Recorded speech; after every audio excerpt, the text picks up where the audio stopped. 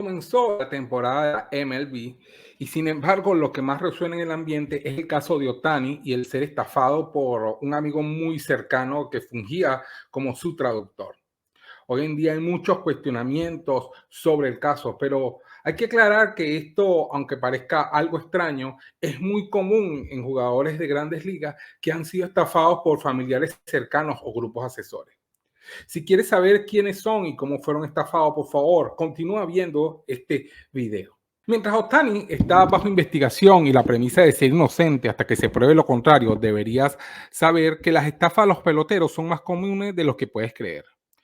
Los Ángeles Dodgers del 2024 han tenido un rotundo éxito en las primeras 2 semanas de su calendario, donde han tenido muchos más ganados que perdidos y promedian casi 48,000 aficionados por juego en sus primeros partidos en el Dodger Stadium. Sin embargo, sobre la gran maquinaria azul que armaron Andrew Freeman y su oficina de operaciones de béisbol, permanece la sombra de la investigación que realiza la oficina del comisionado para determinar el tipo de involucramiento que pudo tener el astro japonés Shohei Ohtani en el escándalo de robos y apuestas legales de su ex intérprete Ipei Mizuhara. La tarde del miércoles del 20 de marzo, madrugada del jueves en Corea del Sur, sacudió una noticia que fue muy fuerte para toda la industria del béisbol, ya que se anunció que Mitsuhara, quien fue despedido por los Dodgers ese mismo día, estaba siendo investigado por cuestionamientos sobre al menos 4.5 millones de dólares en transferencias bancarias enviadas desde la cuenta del japonés Shohei Ohtani a una operación de apuestas ilegales en el sur de California que es investigada por las autoridades federales. Inicialmente, un portavoz de Ohtani dijo que el jonronero y lanzador había transferido los fondos para cubrir la deuda de juego de Mitsuhara, quien corroboró la versión en una larga entrevista telefónica desde Corea del Sur, donde los Dodgers enfrentaban a los Padres de San Diego en el inicio de la temporada de la MLB. Sin embargo, mientras la historia se daba a conocer a la opinión pública, el portavoz desautorizó la versión de Mizuhara y los abogados de Ohtani informaron que su cliente fue víctima de un robo masivo por parte del traductor y que estaban pasando el caso a las autoridades. Esto pareció sospechoso desde todo punto de vista, donde se dieron dos versiones del mismo hecho en un periodo bastante corto de tiempo. Shohei Ohtani tuvo que comparecer ante la opinión pública y de una entrevista donde dijo: nunca aposté al béisbol, ni en ningún otro deporte, ni nunca le pedí a nadie que lo hiciera en mi nombre. Nunca he acudido a una casa de apuestas para apostar en deporte, dijo enfáticamente el japonés. Hasta hace un par de días no sabía de lo que estaba pasando. Ipei estaba mintiendo. Esta es la única vez que Ohtani ha hablado sobre el asunto. El jueves 28 la temporada arrancó formalmente en Estados Unidos y el comisionado Rob Manfred dijo que la liga estaba comprometida con su investigación y espera que la resolución llegara en poco tiempo. Manfred dijo: dada la forma en que se desarrolló la historia, es importante asegurar a nuestros fanáticos sobre la integridad del juego, que verifiquemos las cosas que dijo el señor Ohtani, y eso es realmente así de simple. Ahora, mientras que se dan estas investigaciones y está por aparecer la resolución, hay historias que involucran a peloteros donde hubo robos o estafas a los mismos. Y es que es más común de lo que parece cuando alguien cercano a estos jugadores estafa a los mismos mientras que estos comparecen o tienen sus actividades beisbolística. Más que cualquier otro aspecto dentro de la industria, fue el cambio de versiones y el hecho de que semejante dinero saliera de la cuenta de Ohtani sin que el pelotero lo advirtiera, lo que llamó la atención de los aficionados y curiosos, atraído por una noticia que implica a uno de los deportistas más mediáticos y populares de la actualidad. Tal vez para un trabajador común y corriente, con un salario promedio, es impensable que una persona no detecte retiros de miles de dólares, en este caso millones, de su cuenta de banco, especialmente en una época en la que nuestro teléfono está conectado a todas nuestras actividades, al punto de que pudieran contar con cada paso que damos y hasta mide correctamente nuestra frecuencia cardíaca.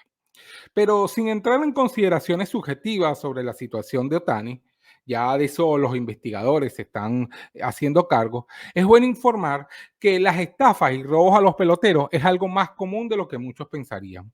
robos personalizados por representantes, asesores financieros relacionados y hasta familiares que han hecho estafas a los jugadores. En algunos casos no trascendieron de la intimidad y del circuito cerrado de los mismos, pero en otros sí llegaron a los tribunales y por lo tanto son de conocimiento público. En la mayoría de las ocurrencias, las víctimas fueron peloteros latinos que por ser extranjeros y en muchos casos estar poco familiarizados o educados con el sistema o el manejo del dinero, se convierten en blancos fáciles de embaucadores y estafadores. En la primavera del 2009, un grupo de jugadores vivieron meses de incertidumbre y algunos tuvieron que tomar préstamos a sus equipos para pagar por facturas y comida, después de que las autoridades iniciaran una investigación y congelaran bienes y cuentas bancarias al grupo financiero Stanford. Entre los afectados estaban los clientes de Scott Boras, Johnny Damon, Xavier Naidoo y Mike Pelfrey, y los dominicanos Adrián Beltré y Carlos Peñas, entre otros. Los organismos de regulación financiera comenzaron a cuestionar los rendimientos consistentemente superiores a los del mercado que Stanford International Bank afirmaba generar para sus depositantes. Los jugadores, que si bien invirtieron directamente en el fondo de Stanford, pero sí sus asesores de inversiones utilizaron a Stanford como su corredor de bolsa. Los peloteros y otros clientes inocentes pudieron recuperar su dinero o al menos una porción de ellos en algunos casos. Pero Robert Alan Stanford fue declarado culpable de fraude en el año 2012 y sentenciado a 110 años de prisión por haber operado un esquema Ponzi de 8.000 millones de dólares. Sí, como lo oyeron, 8.000 millones de dólares.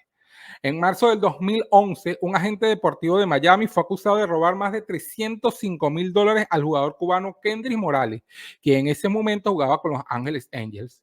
Ronnie Fernández se entregó por un cargo de hurto mayor y fue enjaulado.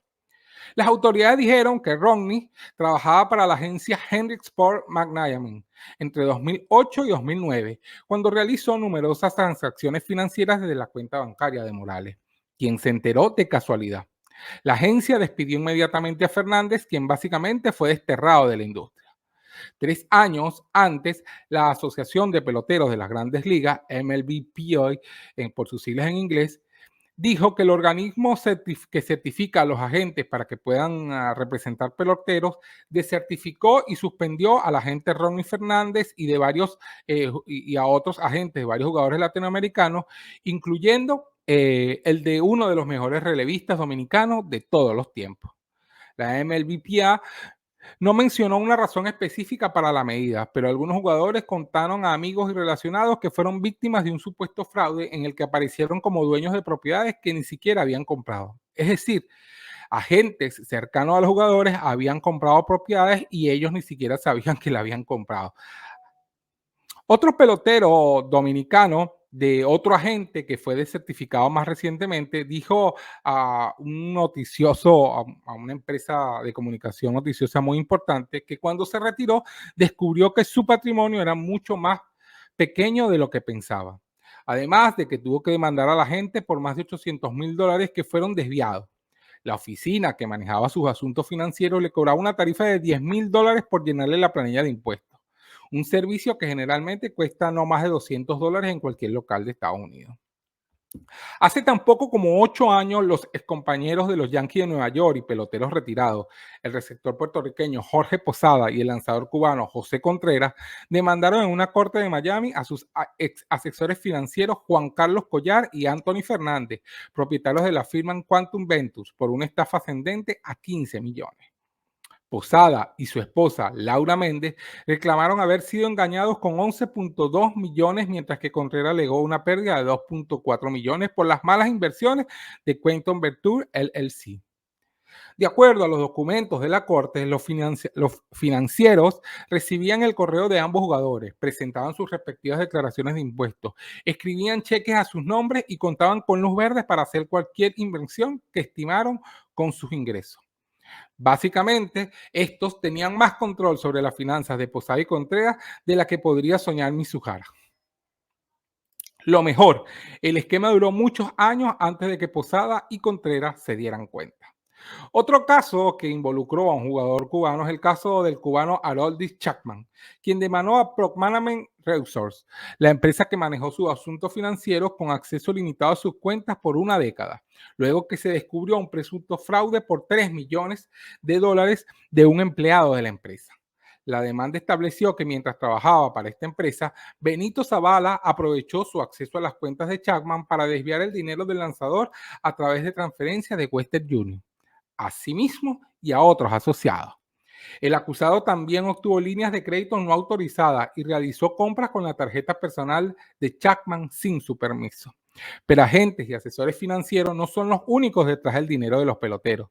Familiares y relacionados han estafado a algunas de las estrellas de múltiples formas en los últimos tiempos, aunque estos últimos casos son los menos publicitados.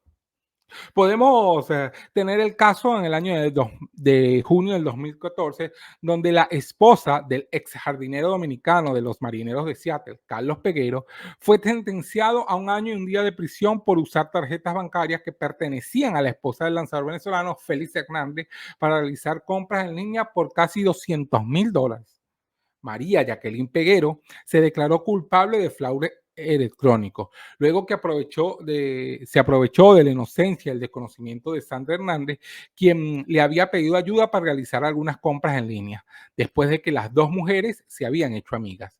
María Jacqueline consiguió ese acceso privilegiado a Sandra debido a que su esposo fue acogido como un hermano cuando subió a Grandes Ligas en el año 2011. Violando la confianza de su propio esposo y las nuevas amistades, la señora Peguero utilizó la información bancaria entre junio y septiembre de 2012 para compras no autorizadas en Saks Fifth Avenue y Nordstrom. Los Hernández no notaron ninguna irregularidad mientras eran desangrados, sino hasta que una de las tiendas involucradas preguntó sobre la diferencia entre las direcciones de envío y facturación. En fin, lo que podemos concluir es que las estafas a peloteros de grandes ligas son más comunes de lo que nosotros podemos pensar. De Ohtani, mientras tanto, esperemos que las investigaciones determinen lo que sucedió. Si te gustó este video, por favor, dale like y comparte con tus amigos. Muchas gracias y síguenos para más contenido en La Rochera de Béisbol, en Béisbol Plus, estamos en Spotify y en Instagram.